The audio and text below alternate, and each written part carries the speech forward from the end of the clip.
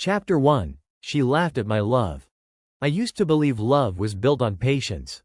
I believed that if I stayed, endured, and gave enough, someone would eventually see my worth.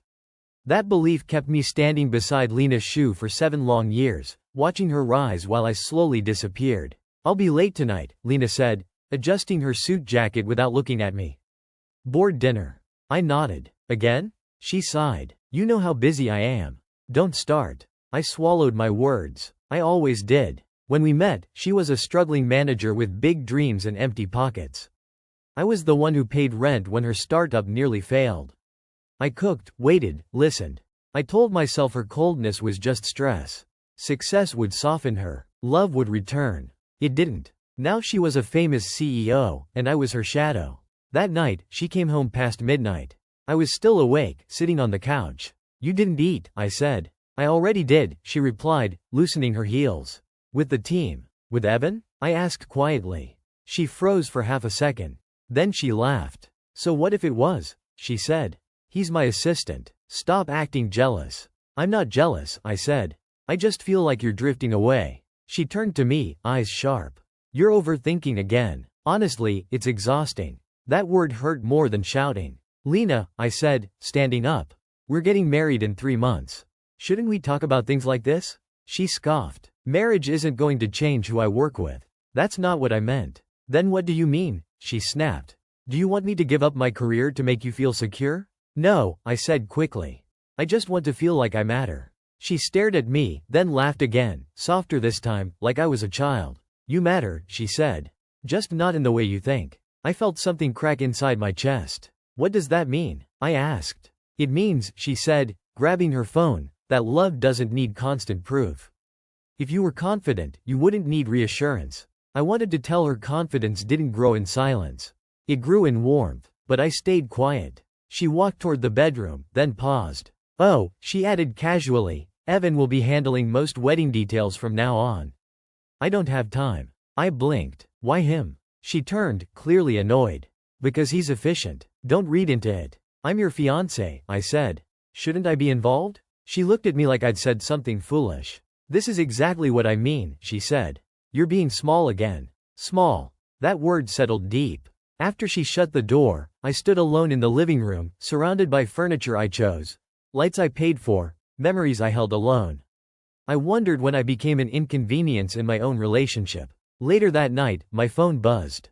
A message from Lena. "Don't wait up tomorrow. I'm staying late again." I stared at the screen and typed, then erased, then typed again. "Do you still love me?" I didn't send it. Instead, I sat back down and asked myself a question I'd avoided for years. If I disappeared tomorrow, would she even notice? That was the night I realized something was already ending. I just didn't know yet that she wasn't the one who would leave first. Chapter 2. The joke that cut too deep. The next morning, Lena left before sunrise. I woke up to the sound of the door closing and the smell of cold coffee. Her side of the bed was untouched. That shouldn't have surprised me, but it still did. At work, my phone kept buzzing. Messages from unknown numbers, group chats I didn't recognize. "Did you hear? Is this real? Man, that's rough." I frowned and opened one message. "Aiden, check the company email. Urgent." My stomach tightened. I logged in and saw it. A transfer notice. Temporary overseas assignment. High-risk region. Conflict zone. I'm a UOV. I read it twice. Then a third time. "No." I whispered. "This has to be a mistake." I called Lena immediately. It rang. Voicemail. I called again. And again. Finally, she picked up. "What?" she said, irritated. "Did you see the email?" I asked. "About the assignment." "Oh," she said, like she'd almost forgotten. That? My voice shook. "Lena, it says Warzone." She laughed. "Relax," she said. "It's just a joke." "A joke?" I repeated. "My name is on official documents." "Evan thought it would be funny," she said casually. "You know, scare you a bit. He already sent a follow-up." "I didn't get any follow-up." "Well, you will," she said. "Don't be so dramatic." "Why would you joke about something like this?" I asked. There was a pause. Then her tone changed. Because you've been acting pathetic lately, she said. I wanted to see how you'd react. I felt dizzy. You tested me? Yes, she said. And you failed. 1. I gripped my phone. Failed what? Confidence, she replied. A real man wouldn't panic. I'm not panicking, I said. I'm scared. Exactly, she said. That's the problem. I didn't speak. I couldn't. Look, she continued. Evan already fixed it. You're not actually going anywhere. Can you send me the correction? I asked. Why? She snapped. Don't you trust me? I hesitated. I just want to be sure. She exhaled sharply. God, you're exhausting. I have a meeting. We'll talk later. The line went dead. I stared at my phone for a long time. At noon, HR called. Aiden, the woman said politely, have you received your deployment briefing? Deployment? I asked. I was told it was a joke. There was silence. I'm sorry, she said. We haven't received any cancellation. My chest tightened. So, it's real? Yes, she said. Flight is in 48 hours. I thanked her and hung up. I didn't cry. I didn't shout. I just sat there, feeling something cold settle in my bones. That evening, Lena finally came home. She looked annoyed when she saw me packing. What are you doing? She asked. Packing, I said calmly. For what? For the assignment, I replied. She laughed again. Stop pretending. I looked at her. HR confirmed it. There's no cancellation. Her smile faded. That's impossible, she said. Evan said. Well, Evan lied. I said. She grabbed her phone and stormed into the bedroom. I heard her yelling. Whispering. Then silence. She came back out, pale. It's just temporary, she said quickly. I'll fix it. When? I asked. Soon, she said. Just don't go yet. My flight is booked, I said. You can delay, she insisted. Call in sick. I can't, I said. This isn't a joke to them. She looked at me like she didn't recognize me. You're actually going? She asked. I nodded. For the first time, fear flashed across her face. You wouldn't, she said. You know I didn't mean it. I zipped my bag and met her eyes. That's the problem, I said. You never mean anything. Chapter 3, I went, anyway. The airport was loud, but my head felt empty. Every announcement sounded distant, like it belonged to someone else's life. I sat at the gate with my bag between my feet, staring at the departure screen. My flight was still there. No cancellation, no delay. My phone buzzed again. Lena. Please answer. Her message read. I'm serious now. I stared at it for a full minute before calling her back. She answered instantly. Where are you? She asked, breathless. At the airport, I said. You're joking, she said. Tell me you're joking. I'm not. I replied. Aiden, come home, she said. We can talk. I'll fix everything. You said that yesterday, I said. I didn't think you'd actually go. She admitted. I thought you'd wait. Wait for what? I asked. Another joke. She went quiet. I was angry, she said. You embarrassed me at work. I embarrassed you? I repeated. Yes, she snapped. You questioned Evan in front of everyone. You made it look like I couldn't control my own team. So you sent me to a war zone, I said flatly. I didn't send you, she argued. It was supposed to be fake. But it wasn't, I said. And you never checked. I trusted him, she said. I laughed once, sharp and tired. You never trusted me. That's not fair, she said. Isn't it? I asked. You trusted him with my life. Her breathing grew uneven. I closed my eyes. I was scared too. She whispered my name. I needed you, I continued. She didn't answer. They're boarding, I said. Please, she said. Voice breaking. I'll fire him. I'll make it right. Ah. I stood up. You should have done that before. Aiden, she cried. If you get hurt. I already did, I said, and ended the call. I boarded the plane without looking back. The flight was long, too long. Somewhere between turbulence and sleepless hours, something inside me changed. I stopped replaying her words. I stopped imagining apologies. I started planning survival. The base was nothing like the movies. No music, no hero speeches, just dust, noise, and eyes that had seen too much. My supervisor, Captain Morales, looked at my file and frowned. "You weren't supposed to be here," he said. "I know," I replied. "Political mess?" he asked. "Personal," I said. He studied me. "You want out?" I thought about Lena. About Evan. About the way she laughed. "No," I said. "I'll stay." The days blurred together. Heat, training, alarms at night. I learned fast or paid for it. Fear kept me sharp. One night, after a close call, Morales sat beside me. "You're not running," he said. "Most people are." "I ran once," I said. "Didn't help." Back home, Lena started calling every day. Then every hour. Voicemails filled my inbox. I didn't sleep. "I can't eat. I made a mistake. Please come back." I didn't reply. Then the messages changed. "Where are you? Why won't you answer? Do you know what people are saying?" Evan had leaked the story. Headlines followed. CEO's husband deployed after internal joke goes wrong. The board demanded answers.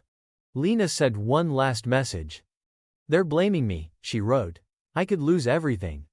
I stared at the screen under a flickering light, dirt on my hands, sweat on my neck. For the first time, I felt calm. I typed back. "Now you know how it feels." Chapter 4, The Silence Between Us.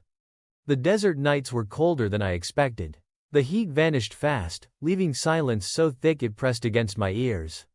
I lay on my bunk, staring at the metal ceiling, listening to distant engines and far-off gunfire. My phone was face down beside me. I didn't touch it. Morales walked past and stopped. "You're off rotation tomorrow," he said. "Get some rest." "I'm fine," I replied. "You keep saying that," he said. "Doesn't make it true." After he left, I finally picked up my phone. Dozens of missed calls. Lena's name filled the screen like a bruise. I opened one voicemail. "Aiden," she said, her voice shaking. "The board called an emergency meeting. They want answers. Evan is blaming you. He said you volunteered." I deleted it. Another. "I told them it was a mistake." She said. "I told them you didn't know. Why won't you help me?" What? Delete. The last message was short. "If you don't respond, I don't know what I'll do." I locked the phone and set it aside. The next day, we were sent out early. Patrol near a damaged supply route, dust in my mouth, sweat in my eyes. Every step felt heavier than the last. At one point, Morales leaned close. "You distracted?" "No," I said. He looked at me. "Good, because distraction gets people killed." We made it back without incident, but the tension followed me like a shadow. That evening, Morales handed me a satellite phone. "Emergency only," he said. I nodded. An hour later, it rang. I knew who it was before I answered. "Aiden," Lena said immediately. "Thank God." "This line isn't for this," I said. "I know," she said quickly. "Too late," I replied. "No," she insisted. "It's not." I suspended him. I laughed quietly. "Suspended?" "I'm trying."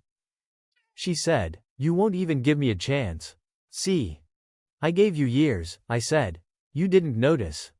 "That's not fair," she said. "Nothing about this is." I replied. Her voice dropped. "They're calling you a liability." I went still. "Who?" "The board," she said. "They think you're a risk. That you'll talk." "I won't," I said. "I know," she said softly. I closed my eyes. "So what do you want?" "Come back," she said. "Stand beside me. We'll fix this together." I pictured her office. The glass walls. Evan standing too close. "I already stood beside you," I said. "You pushed me forward." She started crying. "I didn't mean to." "I know," I said. "That's the worst part." Silence stretched between us. "I miss you," she whispered. I looked around the dim room. Men cleaning weapons. Quiet jokes, shared pain. "I don't miss who I was with you," I said. She inhaled sharply. "Are you saying you're done?" I'm saying I'm not coming back, I replied. You're my husband, she said. And you're my lesson, I said. She gasped. How can you say that? Because I almost died, I answered, and the person I needed wasn't there. She sobbed openly now. Please don't do this. I already did, I said. I ended the call and handed the phone back to Morales. That bad? He asked. Worse, I said. That night, news spread through the base. The deal Lena had been pushing collapsed. Investors pulled out. Evan vanished from public view. I read the headline twice. CEO faces backlash after husband's deployment sparks corporate fallout. For the first time, the story wasn't about me being foolish. It was about her choices. Morales clapped me on the shoulder. Looks like someone back home is feeling heat. I nodded. She earned it. He studied me. You okay with that? I thought of Lena's laugh. Her silence. The message she never checked. Yes, I said. I finally am. Chapter 5. When the world starts watching, the news didn't stop with one headline. By morning, my name was everywhere, stitched into stories I never agreed to tell. I sat on an ammo crate scrolling through file, generators hummed behind me. Famous now? Morales asked. Infamous. I said. Big difference. He leaned over my shoulder. Looks expensive. It is, I replied. Just not for me. The articles painted me as a symbol. The abandoned husband. The reckless deployment. The silent man who wouldn't defend his powerful wife. None of them asked why I stayed quiet. They didn't want the truth. They wanted drama. My phone buzzed again. Unknown number. Mr. Hale, a calm male voice said. This is Daniel Cross from Horizon Legal. I froze. Horizon handled Lena's corporate crisis. You shouldn't be calling me. I agree, he said. But the board insisted. What do they want now? I asked. A statement, he replied. Public reassurance. Something to calm investors. I laughed once. You sent me to a war zone. That wasn't our intention, he said smoothly. It was your result, I replied. He cleared his throat. If you refuse, the board may take further steps. Against me? I asked. Against your marriage, he said. That landed harder than I expected. I'll think about it, I said, and hung up. Morales watched my face. Bad news. Old news. I said. They want me quieted be. He said. Quiet never helped anyone. Later that night, I sat alone near the perimeter fence. The sky was clear, stars sharp like broken glass. I thought about Lena's last words. You're my husband. I wondered when that stopped being true. My phone rang again. Lena. I didn't answer. She answered on the third ring. What? They're threatening divorce filings, she said. No greeting. No apology, I replied. She went silent. You don't mean that? I do, I said. It's cleaner. Aiden, she said, her voice low. This is getting out of control. You lost control when you laughed, I replied. That was Evan. She snapped. He made it sound harmless. You signed it, I said. Your name is on the paper that sent me here. I was under pressure. She said. So was I replied. Only difference is I bled for it. She inhaled sharply. I can fix this, I said. Don't want to lose you, she whispered. You already did, I replied. She broke then. I don't recognize you anymore. I looked at my hands. Scarred, steady. I finally do. She didn't respond. I'm done being your shield, I said, or your excuse. I loved you, she said, quietly. I love you pretended to be. I replied. I ended the call before she could answer. The next day, Morales brought me a tablet. You should see this. It was a video, a press conference. Lena stood at the podium, eyes red, voice controlled. My husband volunteered for deployment, she said. I supported his choice. My jaw tightened. She continued. Any claims otherwise are misunderstandings fueled by grief and stress. Morales swore under his breath. That's cold. That's survival, I said. The comments scrolled fast. Some believed didn't, but doubt crept in like smoke. That night, I recorded my own video. No uniform. No anger. I didn't volunteer, I said calmly. I was sent. I didn't speak sooner because I didn't want attention. But lies thrive in silence. I paused. I won't protect anyone who wouldn't protect me. I sent it to one journalist. Just one. By morning, it was everywhere. Morales smiled grimly. You just flipped the board. I nodded. I didn't want revenge. He prompted. I won't carry her lies anymore, I said. In the distance, a helicopter lifted off, loud and violent. I watched it rise, then disappear. For the first time, the world was watching her. And I was done hiding. Chapter 6. The truth has teeth. The fallout hit faster than I expected. By noon the camp felt smaller, tighter, like the air itself was listening. Morales handed me a coffee that tasted like burned dirt. He said, "I just told the truth." I replied. He smirked. "Same thing, different uniform." My phone wouldn't stop buzzing. Reporters. Numbers I didn't recognize. I ignored all of them until one name appeared, Evan. I stared at it, then answered. "You ruined everything." He snapped. "No grimace. You sent me to die." I said. "We're even. You don't know what you've done." He hissed. "The board's panicking. Lena's barely holding it together." I said. "She trusted you." He shot back. "No," I replied calmly. "She used me." He laughed. Sharp and ugly. "You think this ends well for you?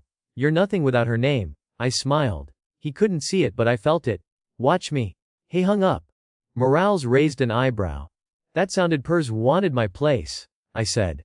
"Now he has it?" "Not for long," Morales replied. That afternoon, a military liaison pulled me aside. "You're being reassigned where?" I asked. "Home," he said. The word felt unreal. "You sure?" I asked. "Orders came down an hour ago." He said. "Effective immediately." I packed in silence. The camp noises faded behind me as the helicopter lifted. Below, the dust swallowed everything I'd survived. When I landed, my phone finally rang with a name I hadn't seen in years. My father. "I saw the video," he said without preamble. "Then you know why I didn't call." I replied. "Always hated asking for help." He said. "I learned that early." I replied. He sighed. "You're coming home." "I already am." I said. "No," he said firmly. "Hum home." I closed my eyes. "I don't want your money." "I'm not offering money," he replied. "I'm offering ground." "For what?" I asked. "For standing," he said. We met 2 days later in a quiet office, overlooking the city. He looked older. "So did I. You could have ended this years ago." I said. He nodded. "You wanted to prove you didn't need us." "And?" I asked. "And you did," he said. "Until someone punished you for it." I leaned back. "Lina's company is circling. They're bleeding," he said. "Investors pulled out this morning." I said nothing. "She blamed stress," he continued. "Then she blamed a laughed once. That's new. She's filing for separation," he said. I felt nothing. "Okay." He studied me. "You're calmer than I expected," I already mourned, I said. "Back there." He slid a folder across the desk. "Horizon Legal is under investigation." I looked up. "Because of Mian," he said. "You were just the crack." I opened the folder. Emails. Signatures. Lena's name everywhere. "She knew." I whispered. My father didn't answer. He didn't need to. That night, Lena finally showed up. She stood in my doorway like a stranger wearing a familiar face. "You look fine," she said. "So do you," I replied. She swallowed. "Why didn't you come to me first?" I said. Wasn't. It was. I cut in. That was the moment. She stepped closer. I was scared. So was I replied. "Difference is I didn't sacrifice yours." Filled her eyes. "I never thought you'd leave." "I didn't," I said. "You pushed." She reached for my hand. I stepped back. I said softly. Her hand froze. "I don't hate you," I continued. "I just don't belong to you anymore." She nodded slowly. "Is there someone else?" I thought of the silence I'd earned. "There's me."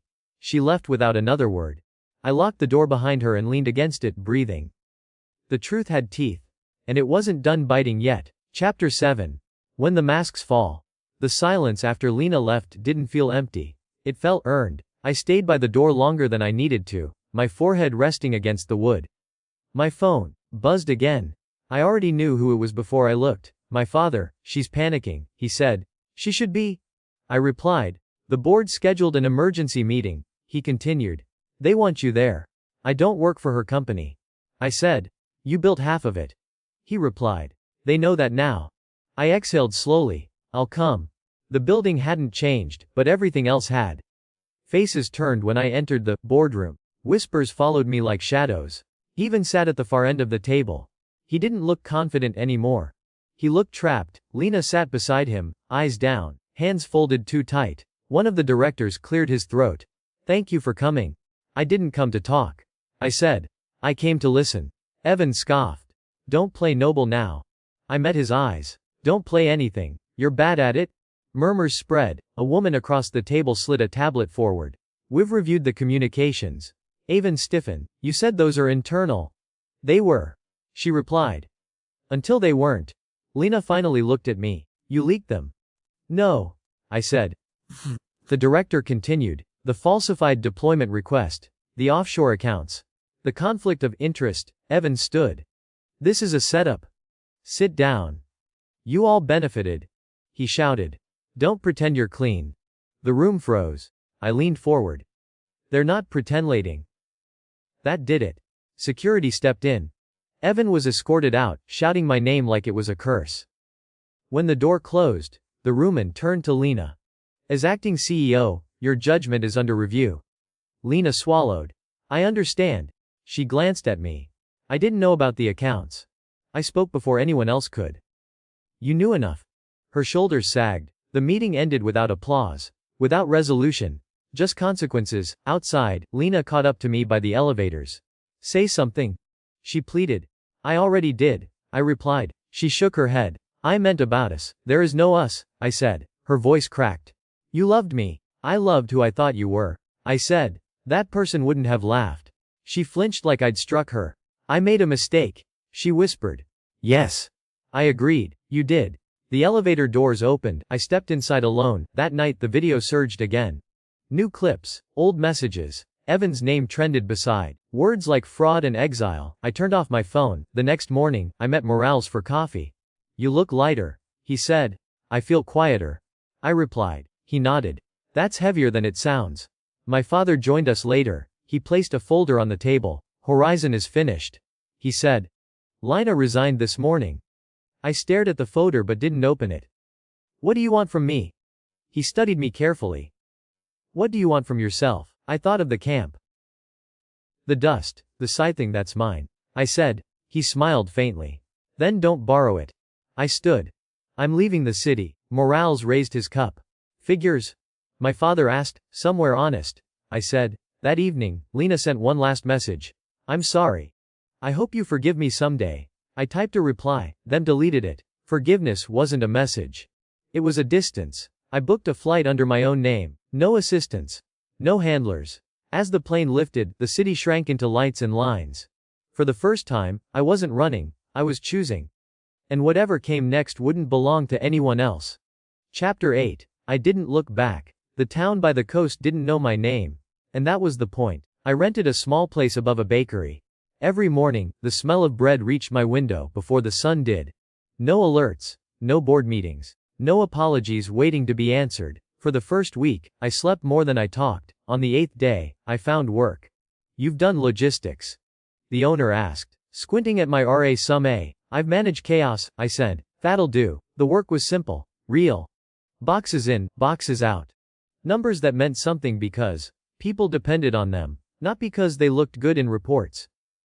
One afternoon, my phone buzzed with a number I hadn't saved. "You disappeared," Lena said when I located. I replied, "You didn't have to vanish." She said, "I did." I said calmly. She exhaled. "The investigation is done." "I know," I said. "That cleared me of criminal charges." She added quickly, "But I'm done. The company's gone."